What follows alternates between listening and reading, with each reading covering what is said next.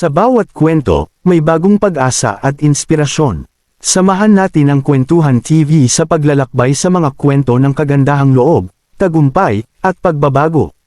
Handa ka na bang makinig? Pero bago yan, subscribe ka muna sa aking channel. Ang kwentong ito ay tungkol sa isang hari at ang magsasaka. Isang kaharian ang pinamumunuan ng isang hari na kilala sa kanyang kayamanan at kapangyarihan. Sa kabilang dulo ng kaharian, may isang magsasaka na nagngangalang Juan. Si Juan ay kilala sa kanyang kasipagan, kabutihang loob, at pagmamahal sa kanyang kapwa. Isang araw, nagkaroon ng matinding tagtuyot sa kaharian. Ang mga tanim at ani ng mga magsasaka ay natuyo, at ang mga tao ay nagugutom na. Sa gitna ng kagipitan, dumulog si Juan sa palasyo upang humingi ng tulong mula sa hari. Nang makarating si Juan sa palasyo, hindi siya agad pinansin ng mga tagapaglingkod ng hari dahil sa kanyang simpleng anyo. Ngunit sa kabila nito, patuloy si Juan sa pagmamakaawa hanggang sa siya ay mapansin ng hari.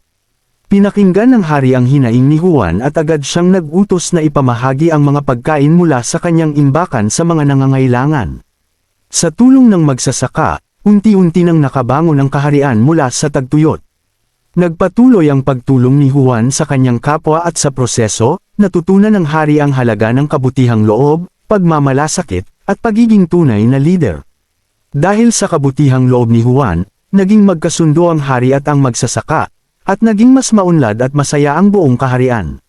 Sa pagtatapos ng kwento, natutunan ng hari na ang tunay na kapangyarihan ay hindi nanggagaling sa yaman o kapangyarihan, kundi sa kabutihang loob at pagmamalasakit sa kapwa. Ito ang kwento ng Ang Hari at ang Magsasaka, isang kwento ng pagmamahalan, pagtutulungan, at pagtitiwala sa kabutihang loob ng bawat isa. Yun lamang at maraming salamat po sa pakikinig hanggang sa muli.